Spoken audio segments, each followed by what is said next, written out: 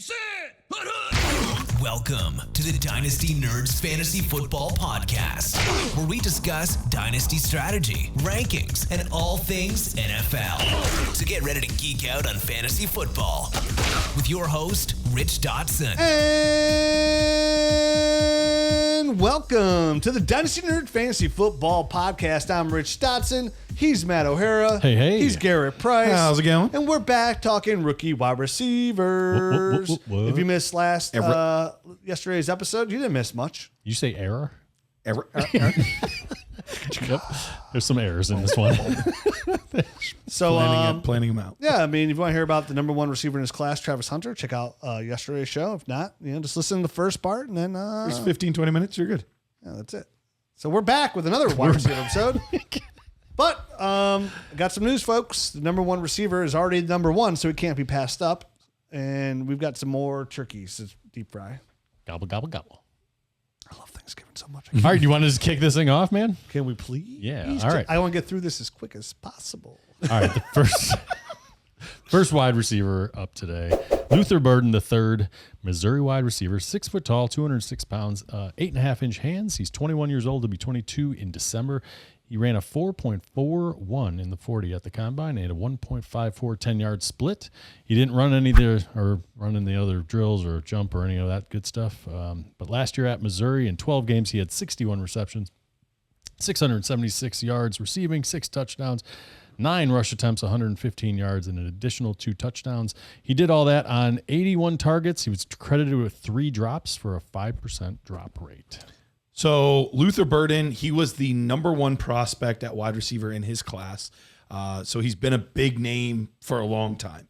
A player that I had on a couple teams, some Devy teams and things like that. So I've had my eye on him for several years. And watching the highlights for Luther Burden was always like a joy, because Missouri is not the best, most exciting team to watch, but watching him made it fun, like watching his highlights, because at his size, 6 foot tall and over 200 pounds, he's got some really good movement skills and he can make some really fun, exciting plays. So I knew that this was a lesser class and I was really excited to dig into his tape.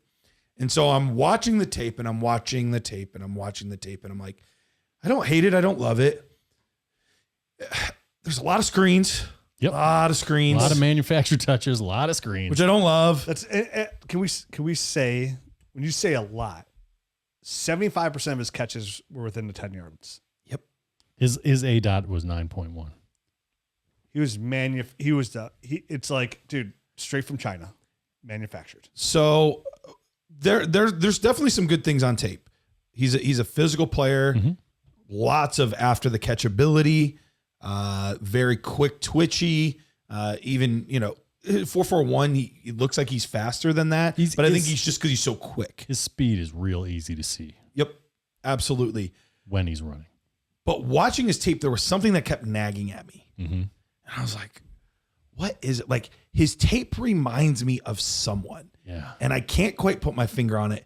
And then it hit me and I called Jared and I was like, dude, I can't figure out if this guy is like, potentially the next Debo.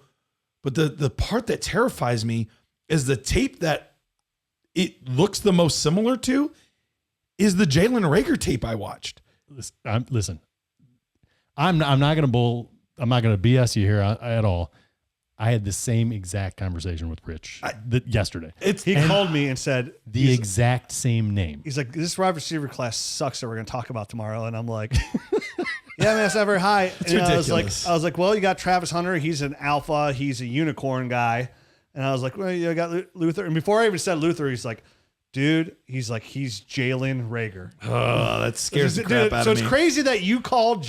What blows my mind is that you called Jared and called him Jalen Reagor, and I called Matt and he called him Jalen Reagor. What, like, the odds of that are kind of scary. And well, it's because the tape don't lie, man. I know. Listen, that's what scares me the most about him. So you both call him Jalen Reagor completely separate. That's, and like, if you're gonna cut, like, that's crazy. And within a short time span too. He runs a 4.41 and looks like it when he has the ball in his hand. When he doesn't, I don't think I've ever seen him run a route at full speed. Not even a route. It's Not until he gets the ball in his hands, that's when he turns it on. That scares the shiitake out of me. Yeah. As far as, if you're an NFL coach, that is not going to fly, man. No. It's just not going to fly. Where did Jalen Reagor get drafted? In the first round. That's right. Okay. Just want to remind people about that. Yeah. And even a lot of the like turns a play into a punt return kind of stuff, like it's the same thing that Luther Burden does, which is not a bad thing. Like he's got a good skill set, but like there's a lot of times where it's like you tried to do too much here and actually got yourself a negative play. Like, well, I think if he would harness his fantastic speed and movement skills into running refined routes, he'd find himself open downfield a little bit. And that's the tricky part is like, I had no idea what score to give him for route running. I gave him a 6.5. You're generous. I gave him a 5.5 because I didn't see him run any routes. How am I going to give him a 6.5? The hard part is like, I don't know. Like the movement skills tell me that he can do it, but like, I don't see a lot of it outside of like a couple times. What did you give Travis Hunter for route running? You told me it was a 5.5. How are you going to give him a 6.5? You better lower that because that's ridiculous, man. You better lower that right now. Do it. Dude, I like, that's the thing. Like if you want to draft Luther Burden in the first round, I get it because there's a decent chance he's a first rounder, if not early second round. Like he could be Stephon Diggs. He could be. He could just be Debo. I mean, Debo was a guy that has been problematic with his attitude at times in San Francisco. That was recently. More recent, than in college. But still, Diggs had a problem in college at Maryland. Like it's why he slipped in the draft. It's because his attitude. Same thing. He would pout on the sidelines. Luther Burden, the same thing. Like he actively would have a bad attitude on the sidelines, and he would show that, which is tough. Listen, I don't have to see him on the sidelines. I see him on the field having a bad attitude. And if you can see him on the field having a bad attitude, I could only imagine. Why did he not transfer? That's what I don't understand. Only imagine what he looked like on the sidelines. It's got to be 10 times worse. I knew the moment I was watching Luther Burden's tape that Matt was not going to like him whatsoever because I'm lowering his route running. This is the exact kind of player that Matt always hates. These guys, I remember it was a big thing with you. Like you had a problem with Jamar Chase. Like your biggest beef with Jamar Chase was ever his skill set. It was like part of his attitude on the field, and obviously that's completely different. He's elite, but like Burden's like he does, like you said, taking plays off, half-asses it, like he doesn't give any effort. Actually blocking. He never engages in real blocks. Yeah. He just kind of gets there and then pulls up. Yeah. Like I've seen him do that several times. Like you can't. I saw him try and block a couple times. Like real good effort, Rich. I literally saw him go up to a guy and go like this. The first game put his hands up. The first game I watched, he was fine, and the rest of them weren't. But that's what's weird about because I wrote it down. I was like, it's weird because like the very first game I watched I was like, he was blocking like a lot of like it was like. Whatever game it was, where like the very first play, he got it like a run around, an end around, got it, and then ran it for a touchdown. Like it was the first play of the game. Like that was the game. Like he blocked early. Because he was engaged in the first play of the game. I encourage people, whomever out there is a Nerd Herd subscriber, go into the film room, take a look at this guy, and look at him when he doesn't have the ball. That's why you need all 22, and not even just not having the ball, like even on passing plays at times. No, where like he knows he's not the first read. Right. Yeah. I'm telling you, I have not seen him run a route at 100% of his speed at all. I don't know about that yet. At all. I saw some. When? Well, wait, when he's not getting the ball, you said, right? Ever. Oh, ever. Okay. He's saying ever, period. Ever. There was a couple of nice plays downfield that he made. Okay. All right. Barely ever, though. Okay. Do you see him run a route at 100% Less than 80% of the time. I agree with that. It's just because his speed is evident. It's very easy to see, and that's what bugs me. You know what I mean? It's like because I know he's great. Yeah. I know he could be great, but he's doing all this crap it's shooting yourself in the foot, man. You don't understand? Like if you can't at the college level put in the work to maximize whatever potential you have at the college level, you don't have what it takes to be a professional. I'm shocked he did not transfer. Like, and I get it. He had a better sophomore campaign than this year, but like 1,200 yards in 2023. Like he was ascending. He was an ascending guy. I was like, yep, it looks like he's the 5-star guy we thought he was. Like all that. Like And he stayed at Missouri. Like, why did he not? There were plenty of schools that I'm sure would have loved him. Like, why did he stay there if he was so disinterested in this offense? He got paid.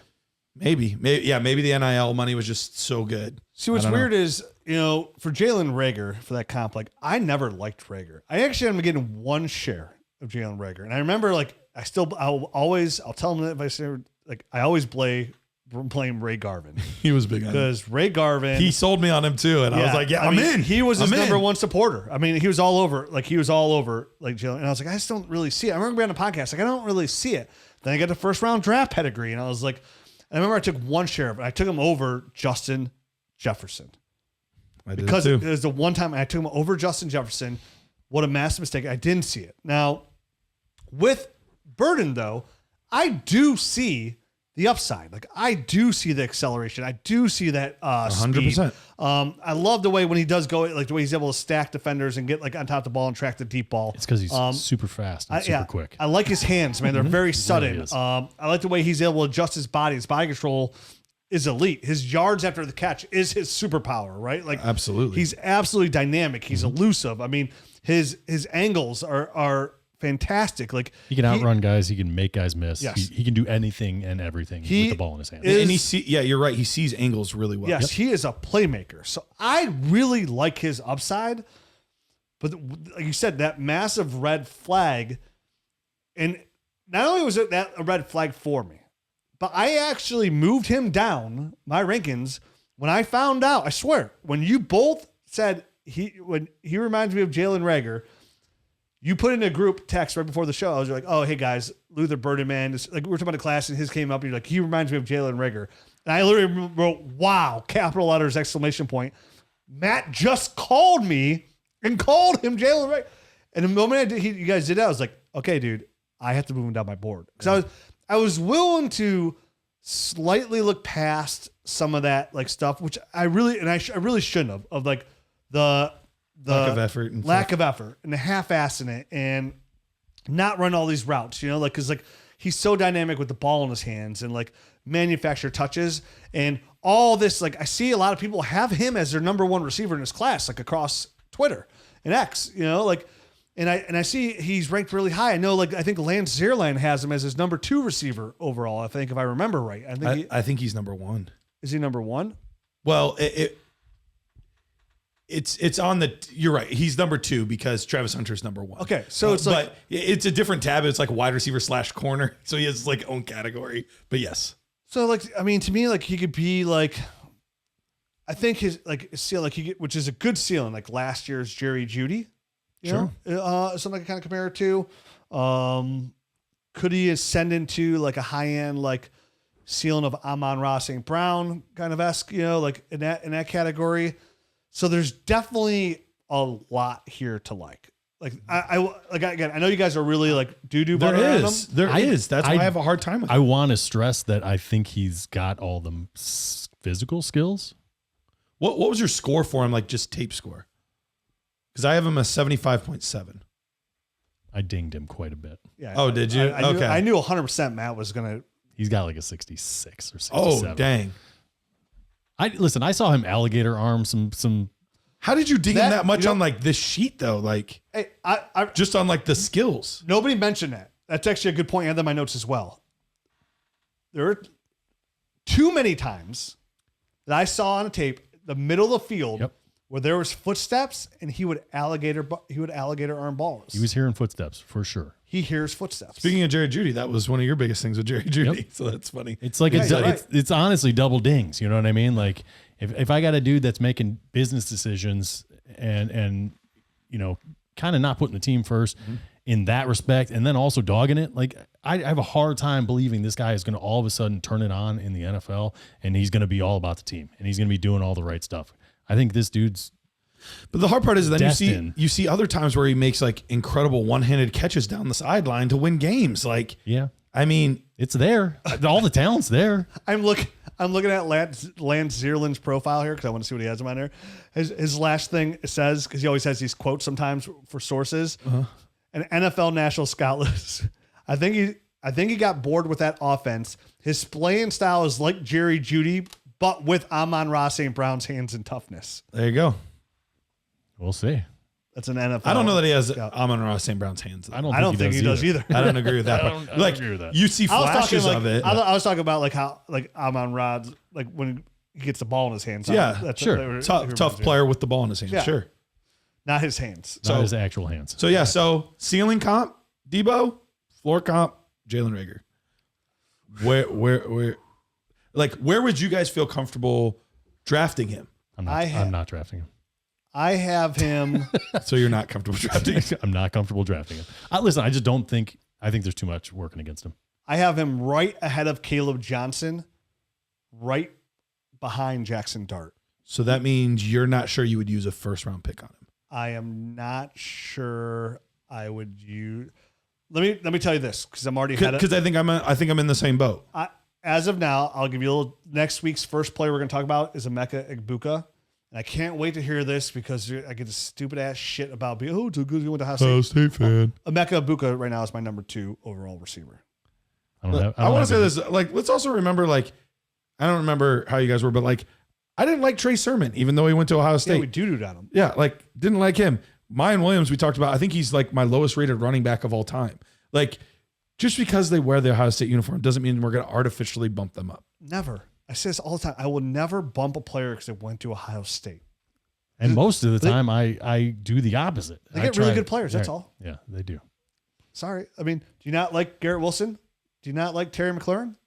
Do you not like at the time coming out, Beanie Wells was a great prospect. You like don't like Zeke Elliott? Michael Thomas was fantasy wide receiver 1.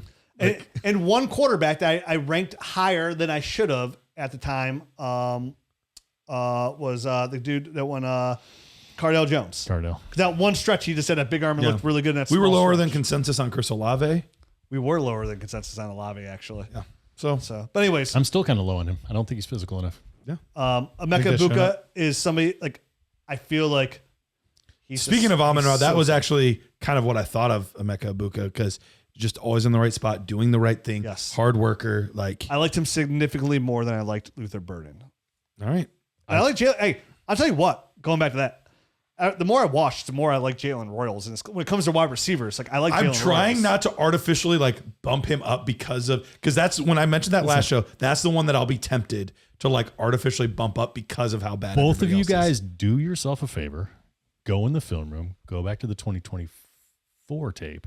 And watch some of those guys. Then you won't artificially bump any of these guys up because they are actually good and they look right. Yeah, they did. And I missed you. I did that this weekend. I was like, I'm not artificial. I'm like, oh man, look at look at Rome, look at Malik, look at Brian Thomas go. Yeah, yeah. So to me, Luther Burden, I think when it's all said and done, the tight ends, superflex quarterback, Luther Burden's like a good value to me, probably like top of the second round. Real quick, I want to touch on that though. Running back wise though, like. I want to do the same thing in reverse though. Yeah. Like this year, if I have Quinshawn ranked as a guy that would be number 1 in most classes, I should be willing to trade similar to what would be whatever the value of a number 1 running back would typically be. Like if that's the grade I give him, like I should be willing to overpay slightly to get a guy that has that kind of score for me. So I'll be a little more aggressive with some of those guys, or I'll be a little less aggressive with the top end receivers. I think after NFL draft, I think a lot of running backs would be worth being very aggressive for. Yep. I said totally agree. There's a crease. He's a grease. Dylan Sampson, baby. All right, next one. All right, next guy up, Isaiah Bond, wide receiver, Texas. Isaiah Bond. I just had to do that once. Dude, that's real though. That's real. That's why he picked number 7. Yeah. Get out of here. Yeah, he picked number 7 because he loves for the number double. His nickname is 007. Nice. This guy just became my favorite player. He totally got. I swear to God, when I saw that note on him, it said his nickname was Isaiah 007 Bond, and he picked the number 7 because he's a massive James Bond fan. Oh, awesome. Yeah. 5'10" and 5/8 inches tall. Might as well be 6'4". I don't know. 180 pounds. He ran a 4 flat. 8.5 inch hands. He ran a 4.39. So he did it better than that. Better than a 4 flat. He ran in my brain. You said 4. He ran a 4 at his pro day. He ran a 4.28. Did he? Yeah. So that was pro day times. So. I know exactly. I'm the same. But he did have a sweet 10-yard split. 1.59 10-yard split. So this dude can definitely run. 1.59. 1.51 Oh, 5.1. Okay, I was like, that's not good. I probably said I'm looking at a lot of numbers. We're talking a lot. You're good. It's 1.51 in the 10-yard split, 4.39 in the 40. Nice. Last year at Texas, in 14 games, he had 34 receptions, 540 yards, and 5 touchdowns, 4 rush attempts, 98 yards, and another touchdown. He did that on 56 targets with 2 drops credited to him. He had a 6% drop rate. All right, Rich. Yeah, Isaiah Bond, very interesting prospect because it's almost impossible to get a grasp on him for dynasty value. A player that started off Alabama. First 2 years. First 2 years played at Alabama, transferred to Texas. You kind of get excited about that because, okay, now he's going to go to Texas and, be the guy. Unfortunately for him, Matthew Golden was there, and they kind of used him just like they used him in Alabama. I mean, he was a decoy. Yep. I mean, he has 99 career catches for 1,428 yards and 10 touchdowns. And when you watch him on tape, like he is fast. Like he eats up that cushion really quick, right? Like he and dudes they were afraid to press him. Yep. He had a lot of off coverage. And he's got his hands for when he does catch the ball. He's got nice hands, catches the ball well. Looks like he play in the slot. He can play in the outside. Looks like he play both of there. It looks like he can threaten all 3 levels of the field for what he does. For sure. But again, I mean, it's so hard to judge him because he never got the football, and his size. His size. Like sometimes guys, it's the size you can work through. Like he's 5'11", 180. The 180 for him does show up on tape where like he's not a contested catch guy. Correct. His routes are things. It's a mixed bag. I thought he did good on slants, posts, goes, crossers. I think he struggled with double moves, Speed routes, and kind of like the harder like 90-degree type of in cutting routes or outs. But other than that, I mean, he's a weird guy to try to nail down because, like you said, there wasn't much usage, but the speed is evident the second you turn on the tape. We know that NFL teams love speed. And they love it, right? So to me, I'm like racking my brain trying to think of somebody that is kind of the similar stature, and maybe we could project a usage type of thing. And I thought of Brandon Cooks as a guy that an NFL team might use him similarly to Brandon Cooks. I don't know that he doesn't move as well as him laterally. Who's the dude for the Texans? Who's the dude for the Texans? Think Dell? No, before that. Oh, Will. Gosh. Small hands. Will Fuller? Will Fuller. He could be a Will Fuller type of guy. Oh, yeah, with more of that straight line speed than because Will Fuller was a very straight line speed. Yeah, guy. not very fluid in his routes as well as much. Yeah. He reminds me a little bit of like the Will, but slightly better hands. For NFL purposes, for usage purposes, both those guys were stretch the field. Let's hit a big play with them. I think maybe he offers a little bit more in the short game because I think he's good with the ball in his hands as far as he gets the ball in his hands and he almost turns into like a one cut and go type of runner. He like a zone, like an outside zone type of running back. So to your point about him kind of threatening all levels of the field, I think he threatens really good deep, and I think he's a threat getting the ball close to the line of scrimmage. I don't know on some of the intermediate stuff. It depends on how the usage is going to be. I wish we could have saw it. That's the problem. I don't know. Right. Like he screams sleeper to me. Jared, I just don't know. Jared and I, when we were talking about this class, he's like, the hard part is, and granted, it's not their job, but the coaches didn't do us a lot of favors, and specifically these players. They didn't do these players a lot of favors for the next level because their usage is so weird and obscure that yes, maybe it helps them win college football games, but it's not helping them for the next level and prepare. And so that's the hard part is a lot of guys seem to be used either out of pocket or just in ways that don't develop their overall game. Agreed. And that's why I think I know only so many people can go to like a program like Ohio State that kind of develops wide receivers and gets them going, and like out in Alabama, LSU, those type of places. But it does kind of boggle my mind when you see like a 5-star guy go to Tennessee, because those guys they rarely develop at Tennessee. Sure. You know what I mean? Like at Missouri, right? I know. So obviously, but we have over the last 5 years we've seen that like the best receivers now go to Ohio State or they go to LSU. Like that, those were They go to Alabama. Those were the Right. best receivers go. I mean, we saw today it got announced. Chris Henry Jr. He's like, I'm not even.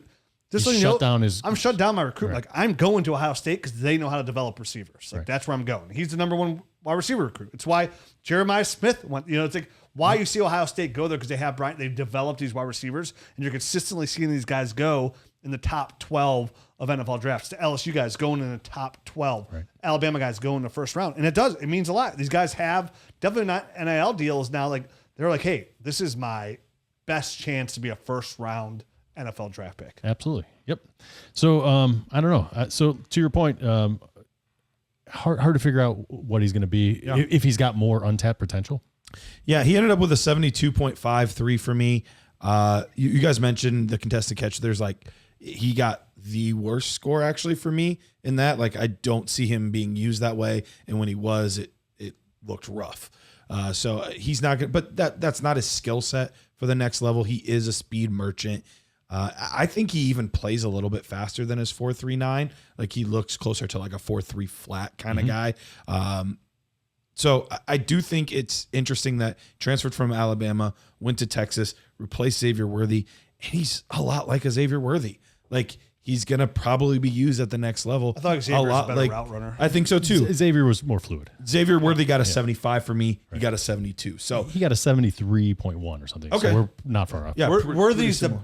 I think I said it when we watched this tape too. Worthy's the best, like sub 4.3 guy Yeah, for like route running and stuff. that I've ever seen. yeah. He's Usually not those as guys good. can't do that. Correct. Yeah, so he's a fine player. He's in a similar mold, just not as good as Worthy. Yeah, I mean, it's nice to see him. Like when I saw a couple times where he did have like catching balls across traffic, like he wasn't alligator arm, like he actually caught the ball. Agreed. And did a good job with it. You know what I mean? So like not good at contested catches, but like will He's go not afraid. Yeah, like he's not limited to like you said, like the go routes. Like he will run crossers and quick slants, and he'll catch the ball in traffic. So like it's there. I was happy with his hands. It's just he's not going to win, like you said, the contested catch, but that's okay. I don't need him to win that way. It's not as You're not going to use him like that, right? But like 5'10", 100. he's the one that's gonna be real interesting to me of where he goes in rookie drafts because I think he can. I think the problem that I have with him is like I think he's a nice sleeper. I'd like to get a couple shares. I think because of his speed, and I know that NFL teams overdraft that, I think he might get drafted a little bit higher, which will then naturally in a lot of rookie drafts kind of propel him higher in rookie drafts than I would probably like, where I'll probably like more running backs there. Like right now, to be honest with you, because he's such a mystery, I have him right behind Daniel Jackson of Minnesota. So and I still haven't got a chance to watch him. I didn't have time this week. Okay. But I mean, from everything I've heard, he's pretty good. yeah, so I have Bond in that tier. I actually have Isaiah Bond in that Ricky White tier. Okay. In that Alec Manor tier, just because like he is such an unknown. Now I will say though, when he gets drafted, his draft capital and his landing spot will most likely bump him up a tier for The me. landing spot for him is one of the biggest of Massive. these wide receivers. Yeah. Yes. Because I want to know what team he's going to. What kind of offense is this? How creative is it? I think there are players that can succeed in tons of different situations. I don't think he's that one. I think he fits a perfect type of role, a niche role on a specific system. You know what? I'm gonna bump him up to the tier right above, right behind Daniel Jackson still. Because I would take him for sure because he's such a mystery box over the other guys 10 out of 10 times. Yeah, I think I would too. So I'm going to bump him up a tier, but still the back end of that tier. But a player that likely will get a bump because of draft capital, but at the same time could stay where he is because of his landing spot Yep. as well. Absolutely. Interesting. I think if he stayed local, like Texans would be a good spot for him. Yeah. Losing Tank Dell. They just added Christian Kirk, which was a sneaky one though. You're right. They did add Christian Which Kirk there. I kind of like Christian Kirk. That's a good spot for him, actually, to fill out that Tank Dell role. And we saw Tank Dell had that success. That's one of those like cheap role. I mean, Dallas needs a guy like that. Dallas would be good. I mean, fill in for Brandon Cooks. Yeah, Dallas Like you actually would talked be a about good him as spot. a Brandon Cooks guy. Opposite of a guy like CeeDee Lamb there. Right. And actually, so there's definitely some spots for him to win. Yep. All right, moving on to the next wide receiver, Nick Nash, wide receiver, San Jose State, 6'2.5", 203 pounds, 8 3/4-inch hands. He's 24 years old. He'll be 25 in August. He ran a 4.57 in the 40 at a 1.54 10-yard split, 123-inch broad jump, 34-inch vertical. He last year at San Jose State, he had 104 receptions, 1,382 yards receiving, 16 touchdowns, 1 rush attempt for a -9 yards. That's bad.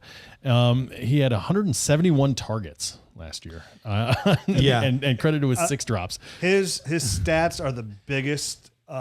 It's fake true. news of all. Well, and when you look, 71, he was a quarterback his first 3 years. He was in college, He switched and his positions. last 3 years he was a wide receiver. So this is a Yep. 6-year guy. Yep.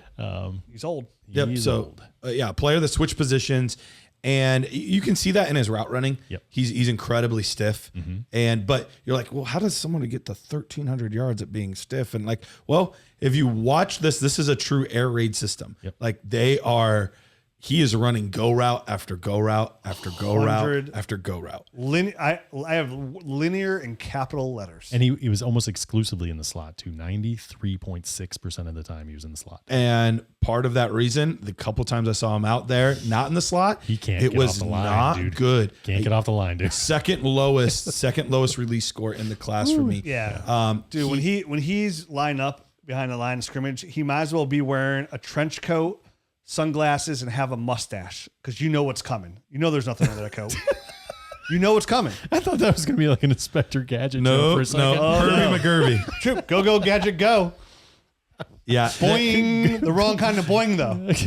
And he's not it would be a little bit different too if he was more of a quick burst guy. No. He's not. He's a build-up speed guy, and even the build-up speed isn't great. He's not fast or quick. So that's the hard part is, yes, you're like those great numbers, Bolindikoff finalist, like all of that stuff usually spells good success.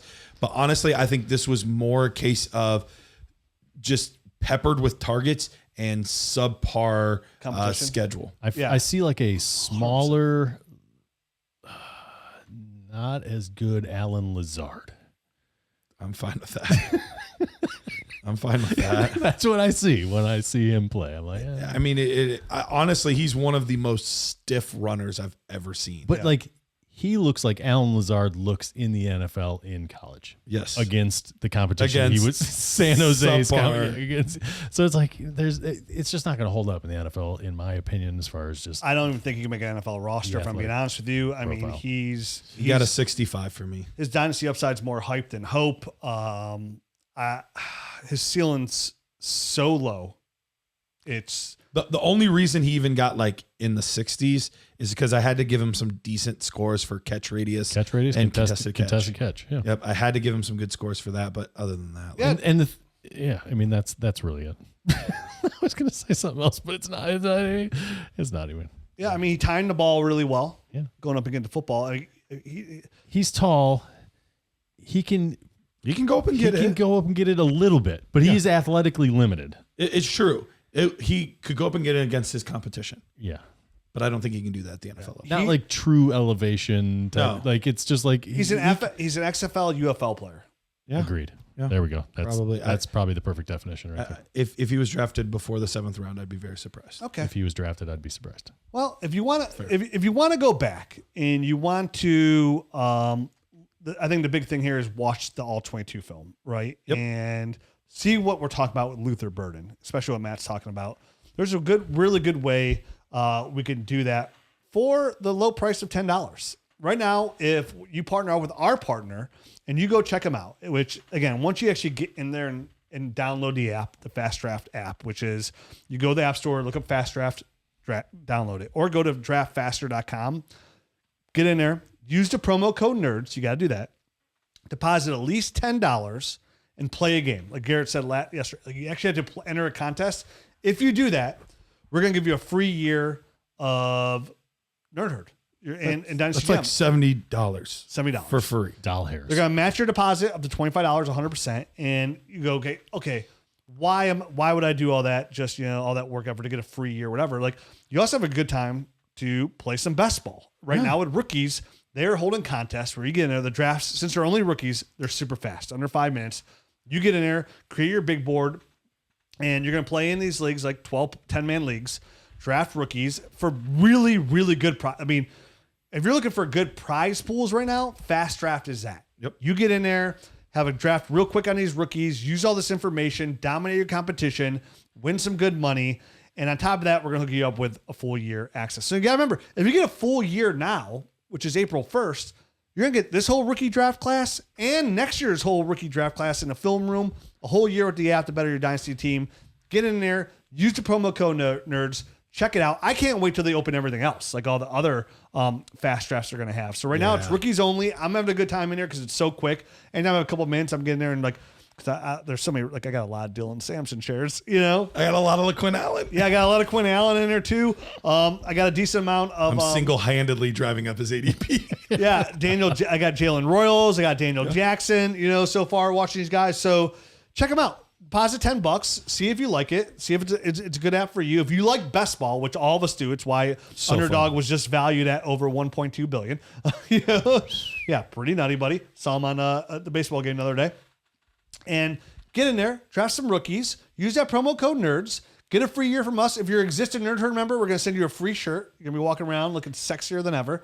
And check them out. Have some fun. Listen, what is the point of getting all this rookie knowledge if the only place you can use it is in your rookie draft? Use it here too and make some cash. This is why you listen, because you have the edge over everybody else. Absolutely. FastDraft. Also got to tell you guys about FFPC. If you go to FFPC, that's my FFPC.com, you can use promo code NERDS and get $25 off your entry fee. And some of those fees are just starting at $35. So you're getting most of that league for absolutely free. But the nice part is you're like, yeah, I mean, cheap leagues are fun, but I want to play in some baller leagues. Baller. All the way up to $2.5K for just the entry fee. That is not the payout. That is the entry fee to get into that league. So head over to myffpc.com. You don't have to worry about these leagues folding. They have tons of different formats. myffpc.com and get your free $25 today. All right, just moved on from Nick Nash Paddywhack. Who's next? Next on the list, Dominic Lovett. More like Dominic hated it. Love it. Wide receiver, Georgia. 5'10", 185 pounds, 9.25-inch hands. He's 22 years old to be 23 in November. He ran a 4.4 flat. 4.4 flat, not 4 flat. Not 4 flat. 4.4 flat. He had a 1.53 10-yard split, 120-inch broad jump, 33.5-inch vertical. Last year at Georgia, in 14 games, he had 59 receptions, 607 yards receiving, 6 touchdowns. And he did that on 91 targets and was credited with 5 drops, 8% drop rate. It's me. It's you. All right. I mean, listen, this is somebody here. I had a really hard time getting into this guy's game. I like his release. I do like that. I thought that was pretty fine. But I mean, his tape is more of a tease or like no payoff here. I mean, he's a slender slot guy. He gets bodied by the nickel backs pretty easily. His 4.40 is fine, but you didn't see that second gear on tape at all. I said you rarely see that speed. Yeah, dude, show up on tape. He's another linear route runner. His separation's average at best. Physical cornerbacks are easily putting him down. He's an 86.5% slot guy as well. So he's been in the slot most of the time. I mean, his hands are 50-50. I feel like one time again, he makes a nice catch. He drops the next one.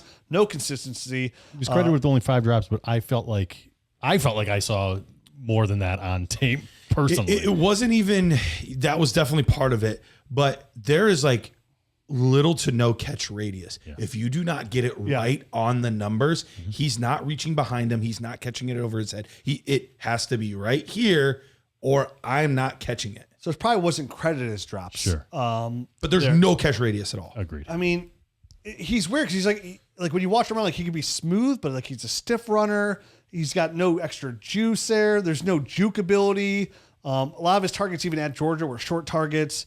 When I look at him, I see a guy who could probably play special teams, but for a dynasty player, like you hope his ceiling could turn into a wide receiver 3. I think he's a super late round PPR flyer. For me, he needs to be in one of those like quick strike offenses. Let's go. And he's a part of that offense. Besides that, I mean, very lukewarm. If you're a slot guy, I feel like you got to be quick, right? Or big.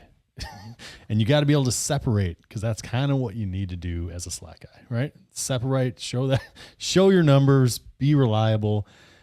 I feel like he's one of these guys that needs to gear down to change directions.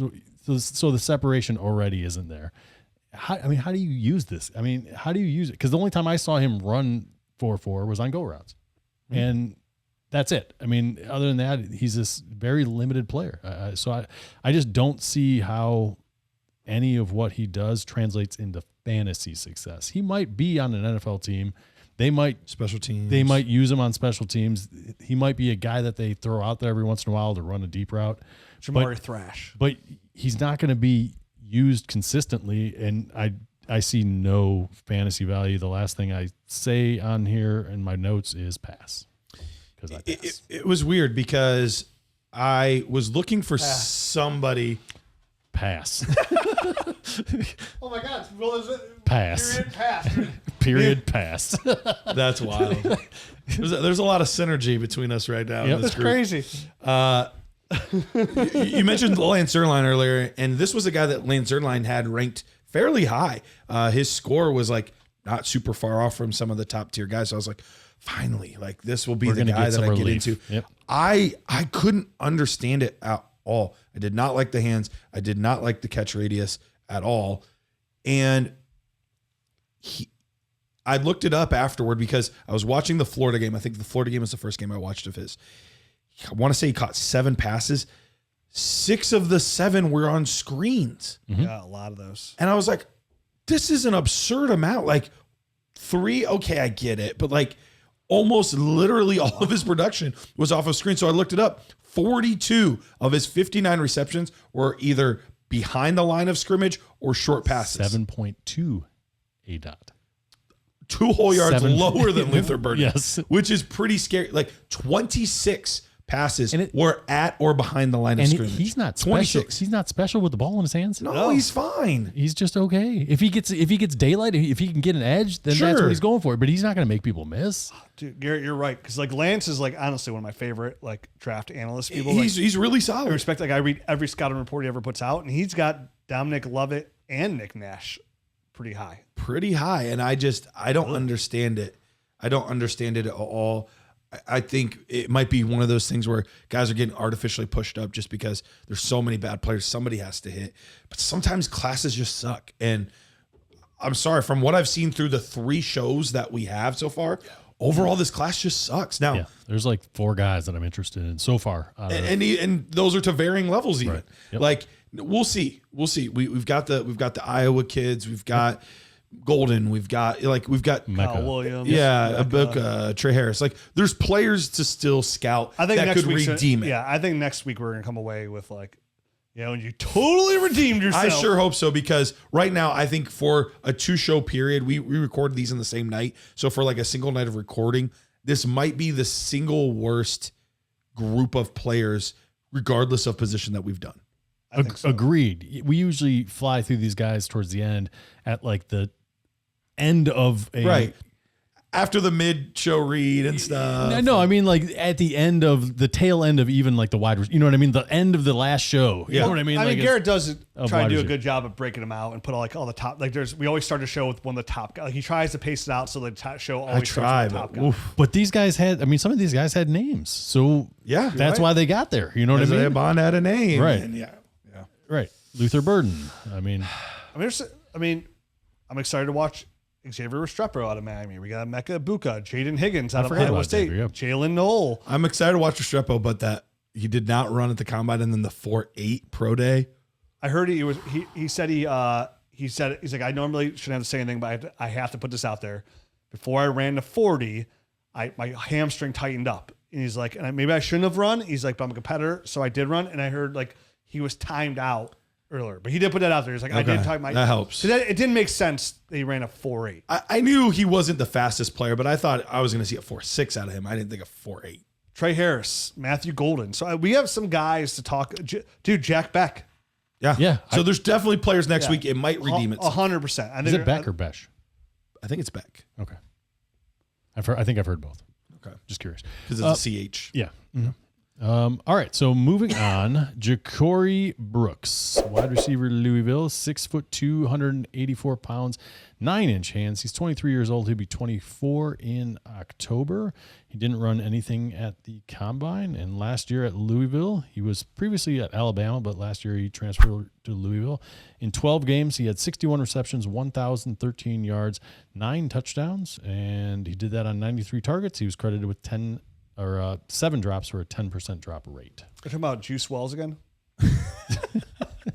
The scores are very similar. Juice was thick, man. Dude, Come these on. guys are, but still, like, same story, like 5-star recruits, big schools, and just, like, never put together. It's weird. Yeah. And Brew McCoy. Yeah.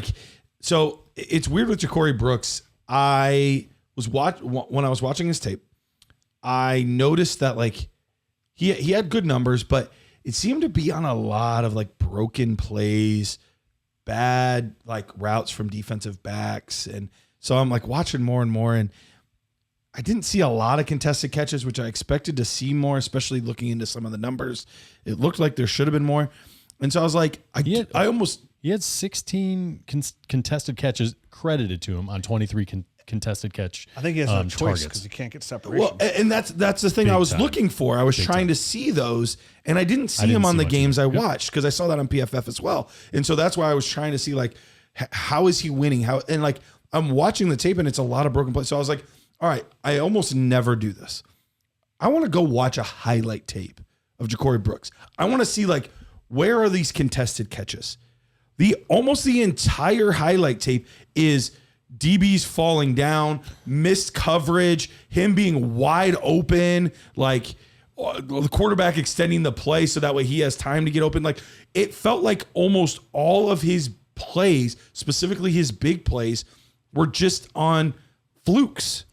And, like, that feels a little unfair. Like, I'm not trying to be unfair to him, but, like, I didn't see him win. Here's the deal. I think initially off the line, he's good and can beat a DB off the line. He has no athleticism to maintain any sort of distance that he gets off that line. It evaporates. The DBs are right back on him because he just doesn't have the top end speed for it. He does not. No burst like that. Right. That burst. The only one thing I will say that, like, I thought he did actually not even just great, is I think he's a great ball tracker. Like, he was able to find the football. There was a play, and once again, these games start running together, but where he got, like, bumped, did a 360 spin, and then was able to reorient himself and find the ball and catch it for a touchdown. Like, so he was able to find the ball really well. So I'll give him that. But other than that, like, there's just not enough athleticism. I didn't even like him that much off the line. Even like I didn't like him that much off the line either. I did not like. I couldn't find much else. Could be some of the tightest hips out of the quarterback out of Nash. Like a tiger. I mean, Him and Nash. I wrote down here, NFL cornerbacks are gonna eat him alive. No doubt Like, about it. he gets no separation. His hands are a little stiff there. He Wait a minute. He's got stiff hands? it's just like No, there are soft hands, and there are, like, I don't know that. I don't have a big issue with his hands, to be honest. If I had to knock anything, I don't think it'd be that. yeah. I just can't see him ever getting open, Except for the occasional bobble and drop on very easy passes. I'm sorry, I had that in there. I mean, I saw him bobble a couple on, like, crosser routes where the one like, it hit him in the hand, he bobbled it, and it went right into the defensive back's hands for a pick. I think that was he Notre Dame? I think? Yeah, I think that was Notre Dame. And then another one where it was just an easy pass he should have caught, and he just flubbed it. like, you watch, like, again, an older prospect too, and you watch, like, him getting out of his breaks, like, he's almost like he's upright doing it. Like, it's just, I thought he was. You could, like, hear the squeaking of, like, the metal that needs WD-40 in the turns. Like, I'm not gonna lie, I thought he was one of the worst prospects out of all the ones I've seen. Like, he was. I do have 2 scores worse: Wells, and then the guy we're about to talk about. Yeah, I mean, Ja'Cory Brooks was, I thought, awful. He's not on my board at all. I want nothing to do with him. Probably a fantastic person. Yeah. This is going so I feel like I have to like. This put is that going caveat so in. well. You're so nice, Ja'Cory Brooks. All right, let's get on to the next nice guy. The next nice guy award goes to Roc Taylor, wide receiver, Memphis, 6'1" and 7/8", 213 pounds, 9-inch hands. I don't know how old this guy is. I couldn't find a birth date on him. 37. He ran a 4.49 somehow in the 40. He had a 10-yard split, a 1.53, 127-inch broad jump, 30.5-inch vertical, which I think I could probably get close to. Probably. At some point in my life. You know, Rich on his toes could get close. Probably not now anymore, but at some point I could for sure beat that. Let's see. In 13 games last year at Memphis, he had 66 receptions, 950 yards, receiving 2 touchdowns, 2 rush attempts, 5 yards. He did that on 107 targets. 107 targets, 66 receptions. 4 drops. On Nash, you wrote period pass. Yes. On Taylor, I wrote period hard pass. This is my last thing I have. My last thing I said is it's going to be hard for him to climb into fantasy relevance. Yeah. He's listen, even when he catches the ball, he's a body catcher. Which is I know you love body catches. and that Rich, like this Rich will eliminate you on body catches. 100%. When most of your catchers are body catching and the ball's just slipping through your fingers like that, that doesn't work in the NFL. He gets no separation. There's no fluidity to his game. I have the worst release score in the class. Yeah, I mean, Struggles to get he off the needs line. no safety Takes help. too long to get off the line when pressed. Too many false steps. Dude, yeah, exactly. All you have to do is press him, and he's literally eliminated from the game. Okay. The ball's released by the time he's getting his separation. So, just for fun, Just for go to the Rice giggles. game. The Rice game was the first game I watched, and watched the first couple plays. I don't know why. That was the one game I didn't watch of him. Okay, go watch the first couple plays of the Rice game.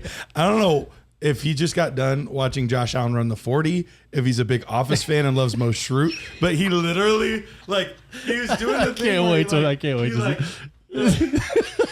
why are your arms The Mo Shroot run. What is this? I don't know what it was. I couldn't figure it out. He's Mo Shroot. It's a great comp. I hope people were watching the video. I hope you probably couldn't hear me talking Just because I got up from Google the mic. Mo Shroot running. And that's what he looked like on the first couple plays. I don't know. I mean, dude, it's the second lowest score I've ever given to a receiver. I mean, dude, he struggled against small school defensive backs. Like, he really struggled. I see 0.0 upside over here. You know what? No, you know what? He had, on one of the plays I saw, he had a really nice over-the-shoulder catch. And I was like, oh, that's nice. There you go. So he might have one nice catch. I'm a big, like those catch. That's a good way to impress me. Listen, It wasn't a body catch. I wrote, he does. Wait, where did he go? He has pretty good body control to adjust to poorly thrown balls, and there were a lot. The quarterback there stunk. Yeah. He was another guy that was really rough. Too many body catches, no separation. He's, again, I can't. I mean, and it sucks, man, because here's a good thing. Like this last 12 players were littered with either slot guys, right, that he peppered, and all these guys were like because the last couple of years we haven't this change directions. They're big bodied. Like, you look at them, like you try on tape, look at these guys, 6'2", 6'1", 220 pounds, 215. You're like, yeah, here we go. We got an X on our hands, baby. That's where it's at. And they all were the same guy, tight-hipped guys that couldn't get separation, that couldn't run routes. The good news is this COVID group is finally ending. Yeah. So that's the good news is, we have some guys holding on to, extra eligibility from that and whatnot. That's finally ending. I mean, I'm sorry, everybody, for having to listen to all this, but it's our job. I'm sorry you had to listen. Because I'm with Garrett. This was one of the worst 12-player groups I've ever had to deal with in 11 years of doing Thank goodness for Dynasty. Travis Hunter. 11 years. I mean, we had some bad classes. I mean, I don't know if we were doing a show like the Jack Quiz Hunter year. I mean, was that a bad class? I can't remember. I think so. Feel like we were. I feel like we were too. Yeah. You know, getting excited about him going to the Falcons. Sure. He's a shifty running back. That never really panned out. That was the kid out of North Carolina year too. Browns drafted him.